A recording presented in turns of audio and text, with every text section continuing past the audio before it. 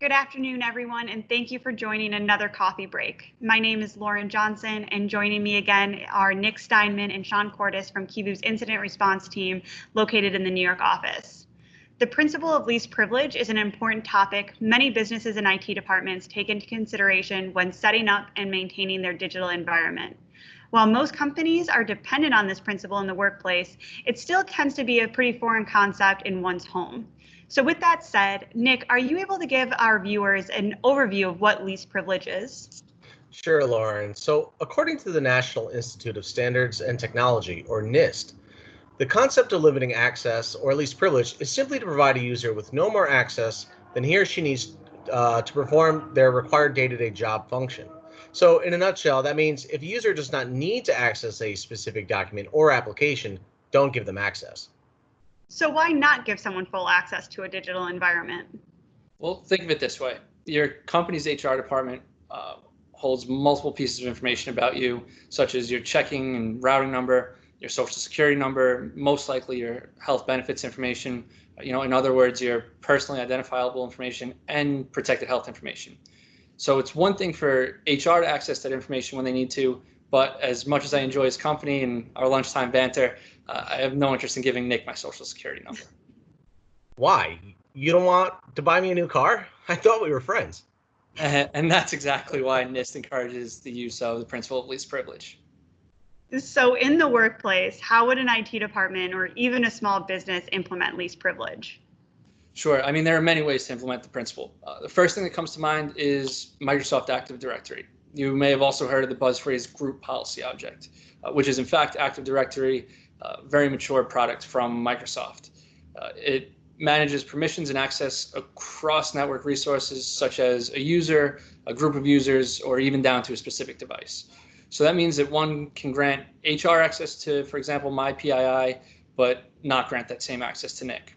Furthermore, while HR can view that information from their desks, they would not be able to view that from a more public setting such as the lobby and the computer in the lobby, excuse me.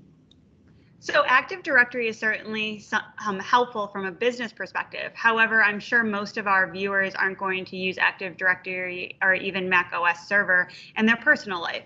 So considering that, what can the everyday computer user do to implement the principle of least privilege at home? That's a great question, Lauren. There are actually many ways you can implement this principle, and I'm sure many viewers are already doing so without realizing it. So let's start with a computer. If you share a computer at home with your spouse or children, be sure to give each user their own account. That way, your documents, including those that contain sensitive information, can only be accessed by yourself. And then take this a step further by de-escalating privileges on the computer, including your own. Nick, are you recommending that users don't allow themselves to be administrators on their own devices? Actually, I am. It's strongly recommended, regardless of the device being a Mac or a PC, that the owner keeps two accounts, one as a standard user and the other as an administrator. So if you were to implement this best practice, the user would live, work, and play in the standard account, while the administrator account is effectively a dummy account. And it should only be used to install or uninstall a program. So not to mention, if you do implement this and accidentally download malware, you're effectively giving a criminal more work to do, which would be known as privilege escalation. So that's extremely interesting and something I'm sure most people are not practicing. What else can someone do in their homes and their everyday lives to implement least privilege? Yeah, Lauren, I mean, another everyday example would be your phone. We now have phones with password and biometric protection. So you should be sure to keep that password to yourself. Don't let your spouse, your child, or anybody else really set their thumb or their face to unlock your phone. You make a great point, but I wonder how many of our viewers are willing to have that conversation with their significant others. Well, that's very true. So outside of your spouse, don't give anyone else your password. But in seriousness, there are plenty of other ways that you can lock down, for example, apps so that only you have access. The latest app updates for Microsoft Outlook and OneDrive on phones now allow you to password protect those apps.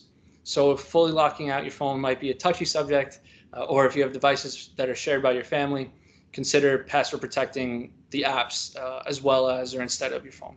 You can also do this for your Notes app on an iPhone, third-party photo album apps, plenty of others.